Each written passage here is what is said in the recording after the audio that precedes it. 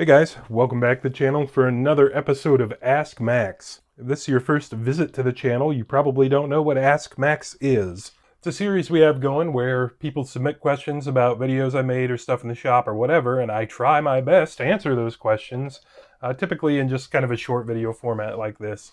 As long as the channel is still small, we should still be able to do these pretty much whenever anybody asks anything, time allowing, all that kind of good stuff. And today's question came from a comment from my cheap upgrades for cheap air compressors video, and I'll link that for you right up here and down in the description. And the question I have is, one of my viewers has a McGraw Harbor Freight air compressor and wants to eliminate the regulator from it. Really the only reason to eliminate the regulator from these compressors is that it just has no flow rate. I've had very poor success trying to run air tools off the thing because the regulator just can't flow enough air. If that's not a problem you're having with yours, then don't worry about it. If you are having that problem, this is a solution. First things first, before we do anything, this guy right here, which in this picture I know is hard to see, but it's the best I could do, is one of these. This is an air overpressure safety valve. So there's a spring in here that if your compressor keeps running past its design pressure, will blow off and evacuate the excess air pressure. No matter what other changes you make to your compressor, make sure this guy is still on it. Make sure this is still in the circuit. So as you're taking stuff off and deleting things or adding T's or whatever, don't forget to put this thing back in. You need this. This is a required safety feature. Good of a time as any to mention, I am not a professional. I've never actually seen a McGraw compressor in person either, so this is just my opinion of what you probably need to do to perform this job. So take it with a grain of salt, do more research if you think you need to, all that good stuff. My commenter didn't answer which compressor he has, he just said McGraw. So I'm assuming that's the 20-gallon oil lube compressor, because that seems to be the most popular choice. That's the one I'd buy if I were to buy one of these. So we're going to start there, but I'm going to do the other two probable most popular choices as well. So this is what Harbor Freight shows the side picture of that compressor to look like, and his confusion is that this regulator looks like it's all one block here with this valve and the fitting and all that stuff. To do what I believe our commenter is wanting to do is actually pretty easy. All it looks like you need to do here is remove this fitting, remove this plug up here, and switch them around. So this fitting will go up here, this plug will go down here and plug this hole. So then you'll just be getting tank pressure straight through here, and the regulator will just be dead to the world. What you might consider doing is just putting another fitting on it over here so you can go either way. That would be a nice option to have, but if you're in a bind and you need it right now, you just flip them around. And this pressure switch arrangement looks pretty much identical to the one I installed in the video that I linked at the beginning and down in the description. So if you want to see how those plugs install and everything, just go check that video out and you should get an idea of how it works. Now, if for some reason you actually do need to take this regulator all the way off, like yours is leaking or something like that and you're having trouble, this gets to be a more complicated job. So it looks like to me, what you're going to need to do is remove this plastic housing. So there's one screw on it I can see, looks like maybe a couple more. Maybe there's some more over here or something like that. And the reason you'll need to do that is I don't think you'll be able to get enough swing on this thing to unscrew it from the tank without hitting this housing. I had to take it off mine as well. The next thing you're going to need to do is figure out how to take this cover off so you can take the wires out of this switch. It looks like there's probably a screw right there. So you'll need to take the wires out of both sides, so to the motor and to the cord that goes to the wall. And same deal, you saw me do this in my video, it's not a big deal. Then you should be able to unscrew this guy. So once that guy's out of there, if you're lucky, it'll take this pipe nipple with it.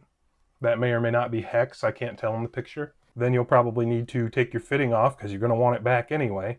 And then you should be able to just unscrew this whole assembly and get it past this thing. So when you're done, you'll be left with this guy and this guy. And I have a sneaking suspicion you can probably take this plastic piece off, maybe with a screw right there, or just straight up break it off and rescue one of your pressure gauges if you want.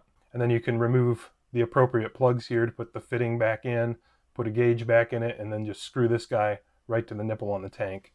And then your compressor will basically look just like my compressor at that point as far as the setup on it. The only issue you might have is I don't know how much slack there is in the cord between the motor and the switch, so there may not be enough cord to reach over there. So you may have to extend this cord, but you may not. I'm not sure. Like I said, I've never actually seen one of these. So if the goal is just to bypass the regulator, yeah, totally just do the switcheroo. If you need to get rid of all this stuff, you've got a little bit more work in front of you, but I think it's still pretty manageable. None of it seems that hard, and it seems pretty similar to what I've done to my not McGraw Harbor Freight compressor. Things get a little trickier if you happen to have the oil-free one, because it looks like the pressure switch for it is actually integrated into the motor housing here. It's not down on the tank attachment like it is on the others. And it looks like that guy is all this one solid block. So if you just straight up need to take this thing off of here, like I said, if yours is leaking or something like that, and you still want to retain a gauge and the fitting and the mandatory pressure safety valve, and be able to plug it into the tank, you're going to need to replicate all this stuff with like 2 pipe fitting Ys or something like that. What you could do if everything is the same thread is you could relocate this gauge to the end, open the regulator all the way up, move this fitting to where the gauge is now, and this gauge will mostly report accurate pressure down here, and you should be able to just plug your stuff in and out. That would probably get you by. But for some reason, if you need to remove this whole thing, you've got some plumbing to figure out in front of you. And basically at that point, if you're asking me for advice how to do it, I'm kind of gun shy suggesting you take it on without in-person help, just because I wouldn't want you to do anything that would either get you hurt or just not work or whatever. So if you don't understand plumbing well enough to kind of figure this one out on your own, maybe don't do it. But if all you're looking to do is bypass the regulator, I would see if you can just switch these guys around. That'll get you where you need to go.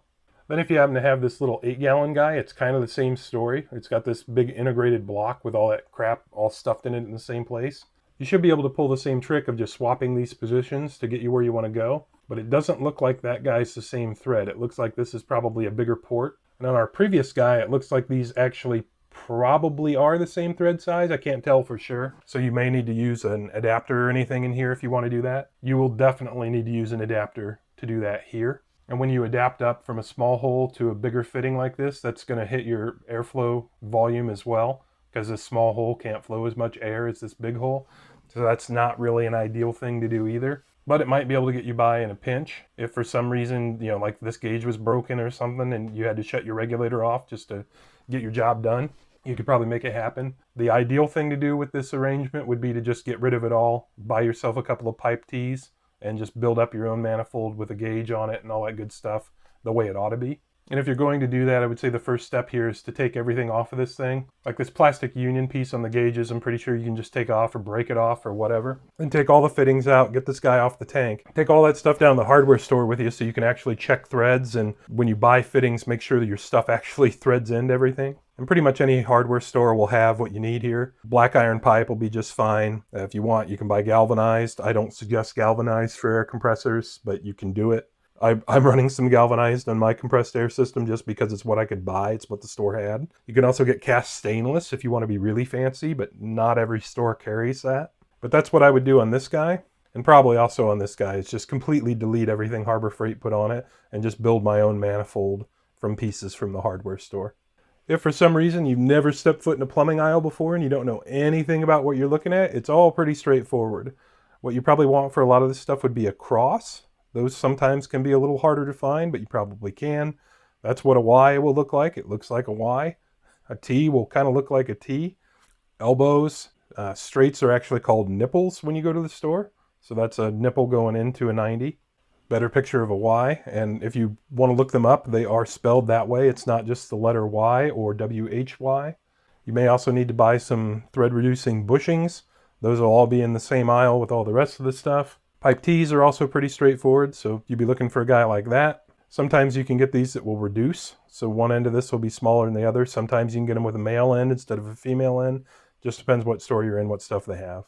So that is my suggestion, is rolling down to Home Depot or Lowe's or whatever and just get a big grab bag of pipe fittings to just build your own version of this. It's pretty straightforward. And if you really don't know what you're doing, yeah, try and get somebody to help you out in the shop to make sure you're not going to hurt yourself. And make sure this guy absolutely stays in there. You can't get rid of this.